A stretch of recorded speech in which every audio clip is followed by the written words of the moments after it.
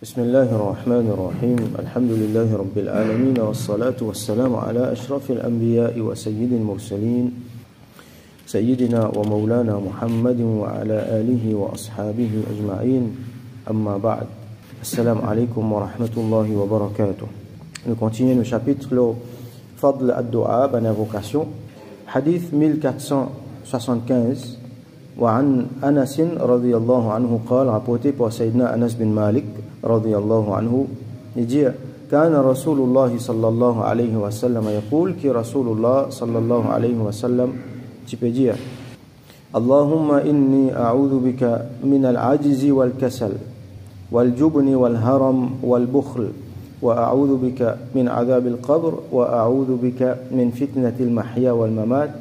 Donc Allahumma, oh Allah, inni a'udhu bika, certainement mot demande-toi protection, min al-ajzi wal-kasal. Al-ajz veut dire l'incapacité. Ça veut dire qu'un djimoun est dans l'état que ce qu'il peut bien faire, il n'est pas capable de faire.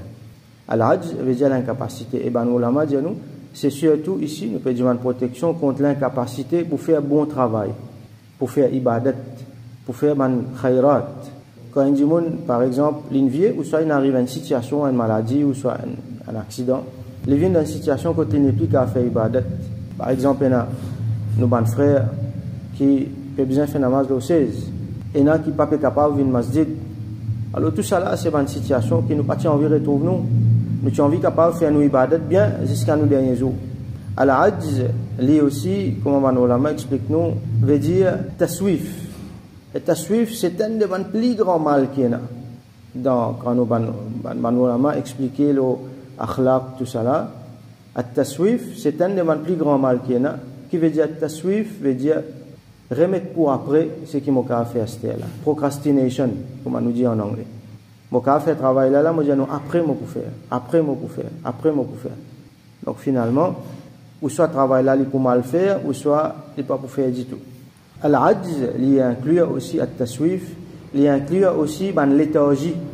L'éthargie, ça veut dire qu'un djimoun, il peut besoin de faire namaz, il peut besoin de faire ibadat, là, il sentit dans l'état que sans pesli, par exemple, il y a un frais, à l'époque qui était là, djimoun a un frais pour faire, il y a un frais pour le faire oiseau, djimoun a un frais pour lever grand matin, djimoun a un frais pour faire quelque chose, ou soit djimoun sentit jeu faible, ou soit djimoun là les sentit dans l'éthargie, ou soit énormément les autres quelque chose qui peut retenir l'attention djimoun là, qui peut prendre sur les temps dans une distraction, mais là aussi on a fait sérieux comme un travail, et là djimoun là sur famille, donc il prend l'attention djimoun là, il gagne djimoun là une façon que la djimoun là il vient dans ajz, il vient dans l'incapacité pour faire bon travail.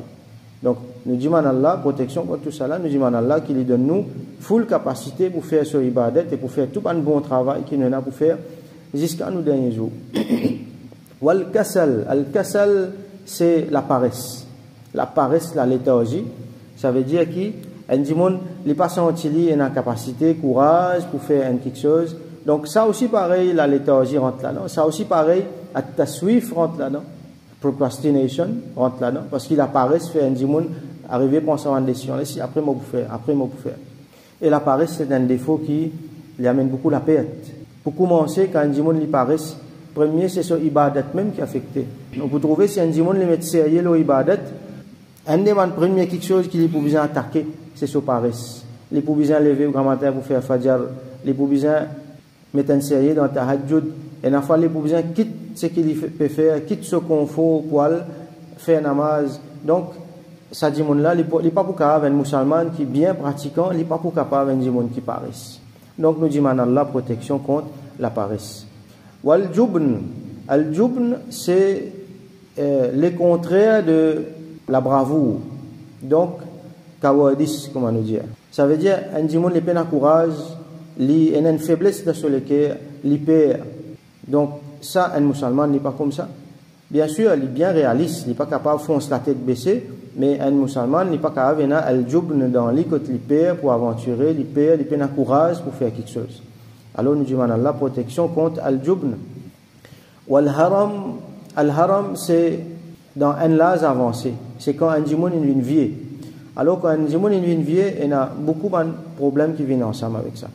C'est pas nécessairement contre la vieillesse qui peut dire mandoa, parce que la vieillesse, comme on peut trouver dans beaucoup de les autres hadiths, il y a une vertu là-dedans. Il y a une vertu là-dedans. Mais seulement contre les problèmes qui viennent dans la vieillesse.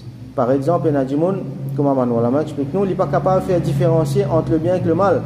Il n'est pas capable de faire différence entre le bien et le mal. So, l'esprit commence à clouder un petit peu. Il y a des gens qui ont perdu cette mémoire. Il y a des gens qui ont une maladie qui vient spécifiquement dans la vieillesse, comme Parkinson, comme Alzheimer. Et il y a des gens qui ont les autres. Donc, les neurones commencent à aller et ils ne sont pas remplacés.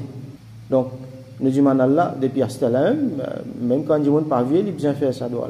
Qui les neurones, quand ils aller, Allah remplace les. Même si nous sommes au Michigan, Allah remplace nos neurones pour qui, quand nous venons vieux, nous avons toutes nos bonnes facultés intellectuelles, nos bonnes facultés émotionnelles et surtout nos bonnes facultés motrices, comme on nous dit, dans nos mains, les pieds, pour nous capables de faire nos ibadat bien. Donc, al-haram, c'est un problème qui vient avec la vieillesse et surtout, comme nous connaissons, quand un monde vient infirme, quand un monde vient vieux, donc les besoins dépendent les autres, la vie vient embarrassant pour lui, difficile pour lui et pour les autres aussi. Donc, nous n'avons pas envie qu'il arrive tout ça là. Nous demandons la protection contre tout ça là. Wal-bukhl. Al-bukhl, c'est l'avarice. Ça veut dire qui, comme on ulama définit, nous empêche un djimoun gagner ce qu'il mérite. Nous, normalement, chaque djimoun et chaque quelque chose, il mérite ce dû. Un djimoun qui pas donne un kikan ou soit un quelque chose ce dû, alors ce djimoun là, il y a avoir. Donc là, il rentre dans beaucoup de sphères la vie. Il est bien vaste, sa définition là. Mais nous connaissons avoir. Comment nous connaissons, c'est un djimoun qui, quand il a quelque chose, il n'est pas content de dépenser, il n'est pas content de donner, il n'est pas content de partager, il est content de garder pour lui. Alors, musulman, il n'est pas capable comme ça. Un musulman, au contraire, il est bien altruiste, il est bien pas égoïste, il est bien généreux. Comme Rasoul sallallahu alayhi wa sallam dit, la yu'minu ahadukum, li pena iman complète, un parmi eux, hatta la yuhibba li akhihi ma yuhibbu li nafsi. Aussi longtemps qu'il n'est pas content pour ce prochain, c'est qu'il est content pour lui-même. Donc, un djimoun qui est comme ça, il n'est pas capable d'avoir, il n'est pas capable, égoïste. C'est qu'il y en a, il peut envie les autres, il y en a pareil. Donc, il peut prendre, il peut donner. Surtout, qui est proche avec lui. Wa a'udhu bika min azab al-qabr. Et moi, je demande ta protection contre azab, punition dans le qabr, comme on nous déjà expliqué. Wan ulama explique nous, il inclut beaucoup d'affaires là-dedans. C'est toute la durée, un djimoun depuis qu'il est mort, metti dans le qabr, jusqu'à qu'il est levé, yawm al-qiyamah.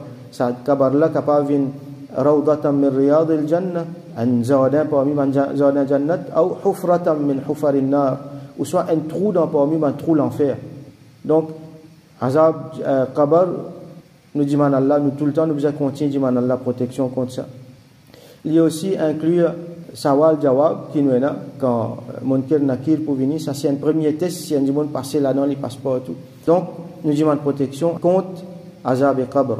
Wa a'udhu bika min fitnatil mahya wal mamat. Et moi, je demande ta protection, oh Allah, contre fitna de mahya. Fitna veut dire test, mahya wal mamat. Al-mahya, c'est la vie, et al-mamat, c'est la mort. On les a expliqué. Fitna, la vie, ça veut dire toute une tentation qui vient dans la vie, une difficulté qui vient dans la vie, mais aussi ce qu'on appelle bon quelque chose, mais qui vient là comme une tentation. Par exemple, un confort qui empêche moi de faire ibadat, ou soit une richesse qui est éloignement depuis mon but, et ou soit les autres quelque chose encore qui est capable, qui m'a guetté, quand m'a guetté, il trouve correct, mais seulement il y a une tentation, ça quelque chose là, il n'est pas bon. Alors nous demandons Allah protection contre ça, contre dunya, et que c'est possibilité pour risser, pour tirer depuis dans Allah Sozikar, et al-mamat, fitna de l'amour, et comment nous causer. Donc, il y a sakrat, il y a tout quelque chose qui est impliqué là-dedans, on les a expliqué. Wa fi riwayat, dans l'autre riwayat encore, il y a un bout qui a ajouté, wa dala iddain, ou soit dala iddain, ou soit dala iddain, wa ghalabatir rijal. Dala iddain veut dire, dain veut dire dette. Dain veut dire dette. Dal veut dire une telle qualité poids, une telle qualité difficile d'être là fin venir que du monde qui est dans dette là, il n'est plus capable de rembourser à cela, il n'est plus capable. Finalement, il est submergé avec dette, il ne pas connaît qu'il est pour faire. Alors cette situation là, nous pas envie de retrouver nous là-dedans. Alors si un monde est mort dans cet état là, alors ses affaires pas bon. à moins il y a des gens qui disent qui prend ses responsabilités pour remplir ce mandat. Nous connaissons riwayat un sahabi fin intégrale Rasul sallam il appelle lui pour faire namaz janaza, il dit est-ce qu'il y a une dette? Man l'a dit oui. Est-ce qu'il y a quelque chose pour payer ce dette? Al taraka shay'an? Man l'a dit non. Là il y a allé, il dit sallu ala akhikum. Faire namaz janaza pour ce frère, il y a allé. Là un sahabi dit salli alayhi ya Rasulallah wa alayya daynu. Fais ce namaz ya Rasulallah sallam, moi prends responsabilité sur dette. Donc dette c'est une affaire sérieuse, nous t'y apprendre, nous lire hadith là.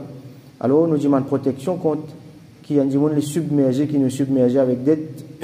Wa ghalabatir rijal, et ghalabat veut dire comment dire overcome, qui ban dimon ar rijal c'est ban monsieur, c'est ban dimon qui jetait dans le dessus là nous. Alors ban dimon capable venir le dessus là nous dans différentes façons. Par exemple nous ban l'ennemi capable une victoire là nous. Ou soit ban dimon qui injuste, vous êtes capable de faire l'oppression, l'injustice là nous. Ou soit il est capable aussi qui nous fait l'injustice envers les autres, là nous doit autres Yawmul Qiyamah nous pouvons besoin le payer. Donc tout ça là nous pas envie de retrouver nous dans cette situation là. Alors ça ban hadith comme ça là, il y en a beaucoup. Et il y en a beaucoup qui ont les autres mots qui incluent là-dedans, différents quelque chose contre lesquels Rasul sallallahu alayhi wa sallam fait montrer nous demande protection. Il y en a une autre version par exemple wa ghalabatid dayni wa qahrir rijal qui veut dire presque les mêmes affaires. Il y a l'autre là il y a un verset, il y a les autres mots qui ajoutés encore là-dedans. Donc là nous avons une version là-dedans, nous sommes capables d'apprendre. Il y a une autre version qui est en circulation, qui est bien commun. Je t'appelle ça doa contre bandit. Alors Allahumma inni a'udhu bika min al-ajizi wal kasal wa a'udhu bika min al-jubni wal bukhl wa a'udhu bika min ghalabati ad-dayni wa qahri ar-rijal. Donc nous retrouvons le même mot qui est là-dedans. Alors ici nous relions nos doigts. Allahumma inni a'udhu bika min al-ajizi wal kasal. Oh Allah, moi je demande ta protection contre al-ajiz, l'incapacité, et al-kasal, la paresse. Wal jubn wal haram wal bukhl. Al-jubn c'est la poltronnerie, manque de courage, les contraires de bravoure. Al-haram c'est un problème qui vient avec ça veut dire la vieillesse. Wal bukhl c'est l'avarice. Wa a'udhu bika min adhab al-qabr, et moi je demande ta protection contre azab al-qabr. Wa a'udhu bika min fitnati al-mahya wal mamat, et moi je demande ta protection contre fitna de la vie, la mort. Et dans l'autre riwayat nous ajoute ce bout là wa dhal'id dayn wa ghalabat ar-rijal, et contre qui me submergé avec bandette et contre l'oppression ban dimon. Allahumma inni a'udhu bika min al-ajizi wal kasal wal jubni wal harami wal bukhl wa a'udhu bika min adhab al-qabr wa a'udhu bika min fitnati al-mahya wal mamat wa dhal'i ad-dayn wa ghalabati ar-rijal. Allahumma inni a'udhu bika min al-ajizi wal kasal wal jubni wal haram wal bukhl wa a'udhu bika min adhab al-qabr wa a'udhu bika min fitnati al-mahya wal mamat wa dhal'i ad-dayn wa ghalabati ar-rijal. Nous faisons doigt qui Allah subhanahu wa ta'ala donc de nous tawfiq apprendre ça ban doigt là nous lire et comme ça nous bénéficier avec ban quelque chose qui Rasulullah sallallahu alayhi wa sallam finance nous, qui Allah protège nous contre tout ce man quelque chose contre lesquels Rasulullah sallallahu alayhi wa sallam fin demande protection.